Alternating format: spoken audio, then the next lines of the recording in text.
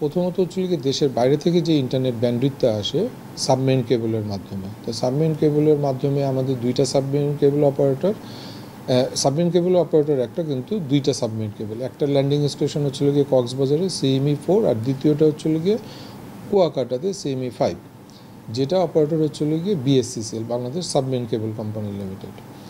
আচ্ছা, দ্বিতীয়টা হচ্ছিল গিয়ে ইন্ডিয়া থেকে 6টা ITC operator, international terrestrial operator, 6টা অপারেটর ইন্ডিয়া থেকে ব্যান্ডউইথ আমদানি করে। এনাদের কাজ হচ্ছিল গিয়ে IIG 36টা IIGকে ইন্টারনেট গেটওয়ে অপারেটর যারা ওনাদেরকে ব্যান্ডউইথটা প্রদান করে থাকে। IIG অপারেটর ISP অপারেটরকে ব্যান্ডউইথটা প্রদান করে, ISP অপারেটর প্রান্তিক পর্যায়ে ইন্টারনেটটা প্রদান করে থাকেন। আচ্ছা, এই যে ডিস্ট্রিবিউশনটা হচ্ছে, এই ডিস্ট্রিবিউশনের প্রথম থেকে শেষ পর্যন্ত ভ্যালু চেনে NTTN অপারেটর জড়িত। আচ্ছা, প্রথমে যেটা হয়েছে, প্রান্তিক পর্যায়ের গ্রাহকরা কোনো ইন্টারনেট পাচ্ছে না, তা পরবর্তীতে দেখা গেল যে ISPদেরকে সবাই নক করছে যে আমরা ইন্টারনেট পাচ্ছি না। ISP অপারেটরও ব্যান্ডউইথ পাচ্ছে না। কোথা থেকে পাচ্ছে না? ইন্টারনেট গেটওয়ে অপারেটরদের থেকে ব্যান্ডউইথ পাচ্ছে না। তখন আমাদের কাছে নক করা হলো, আমরাও তখন ব্যান্ডউইথ পাচ্ছি না। তা আমরা ব্যান্ডউইথ পাচ্ছি না কার কাছ থেকে? ITC অপারেটর এবং BSCCL সাবমেরিন কেবল অপারেটরের কাছ থেকে।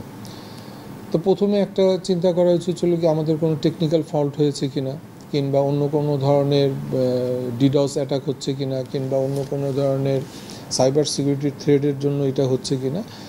তা আমরা মোটামুটি প্রথম 30 মিনিট 10 মিনিটের মতন অন্ধকারেই ছিলাম। তারপরে আমরা জানতে পারলাম যে আমাদের আপস্ট্রিম BSCCL এবং ITC অপারেটর ব্যান্ডউইথটা টোটালি শাটডাউন করে দিয়েছে। আচ্ছা, ওনাদের সাথে কল সেন্টার থেকে যোগাযোগ করা হলো যে ব্যান্ডউইথ আমরা পাচ্ছি না, কারণটা কি? ওনারাও তখন সঠিকভাবে বলতে পারলো না।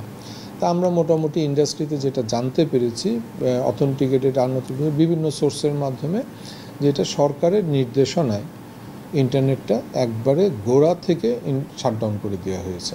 সেই জন্য দেখা গেছে কোনো IIG অপারেটর নির্দিষ্টভাবে কিছু বলতে পারেনি তারা ব্যান্ডউইথ পাচ্ছে কি পাচ্ছে না, কারণ আমাদেরকে সরকারিভাবে কিন্তু কোনো লিখিত ভাবে দেয়া হয় নাই যে ইন্টারনেটটা বন্ধ করো, কিংবা আপস্ট্রিম অপারেটর আমাদেরকে মেল কমিউনিকেশন করে নেই যে আমরা তোমাদের সার্কিটটা বন্ধ করছি, টোটালি শাটডাউন। এবং কবে নাগাদ এটা অন হতে পারে, আদৌ এটা অন হবে কি না, সেই ধরনের কোনো ইনফরমেশন দেয় নেই।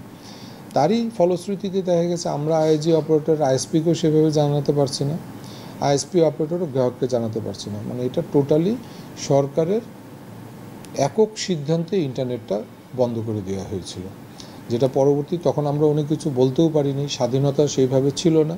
তাই আলহামদুলিল্লাহ এখন তো আমরা অনেক কিছু সাহস করে বলতে পারি নতুন সরকারের জন্য। এটা এককভাবে একক সিদ্ধান্তে ইন্টারনেটটা বন্ধ করা হয়েছিল। আচ্ছা, মানে IIG হচ্ছে বাংলাদেশের কন্টেক্সট থেকে চিন্তা করলে আপনার হচ্ছে সাবমেরিন কেবলের পর একটা বড় হাব, যেখান থেকে আমরা ইন্টারনেট পাচ্ছি বাসা বাড়িতে থ্রু আউট দ্য ISP আর NTT। কিন্তু দিন শেষে যখন এরকম একটা মব তৈরি হয়, তখন আপনাদের অবস্থানটা পরিষ্কার করার জন্য কারেন্ট উপদেষ্টাদের সঙ্গে বসতে হয়। নাহিদ ইসলাম যে সেটা এখন উপদেষ্টা হিসেবে আছে, আপনারা চেষ্টা করেছেন কিনা তার সঙ্গে কথা বলতে, এই বিষয়গুলো তুলে ধরতে, যেহেতু সে চাচ্ছে যে পুরো বিষয়টা জানতে? আচ্ছা, গতকালকে ওনারা জয়েন করেছেন, উনি জয়েন করেছেন, অফিস শুরু করেছেন, মিডিয়ার মাধ্যমে জেনেছি, এবং আজকে উনি ICT মন্ত্রণালয়ে ICT বিভাগেও গিয়েছেন। আমরা আমাদের অ্যাসোসিয়েশন থেকে চেষ্টা করছি যে ওনাদের সাথে আমরা একটা গোল টেবিল করতে পারি কি না। এখানে একটু হচ্ছে কি আমরা আসলে মুভ করতে যাচ্ছি থ্রু আউট BTRC, এবং BTRCতেও গতকালকে কিছু অস্থিরতা ছিল, হয়তোবা নতুন চেয়ারম্যান মহোদয় আসতে পারেন, কিংবা বর্তমান চেয়ারম্যান মহোদয় থাকতে পারেন। এই সিদ্ধান্তটা হওয়ার পরে আমরা BTRCর মাধ্যমে মাননীয় উপদেষ্টাকে অনুরোধ করব যে আমাদের অ্যাসোসিয়েশন এবং ইন্ডাস্ট্রির যারা স্টেক হোল্ডার আছে এবং থিঙ্ক ট্যাঙ্ক যারা আছে ওনাদের সবার সাথে বসার জন্য আমরা লিখিতভাবে অনুরোধ করব, এবং আমরা আশা করছি হয়তোবা আগামী সপ্তাহের মধ্যে মাননীয় উপদেষ্টার সাথে আমরা মত বিনিময় করতে পারবো। Thank you.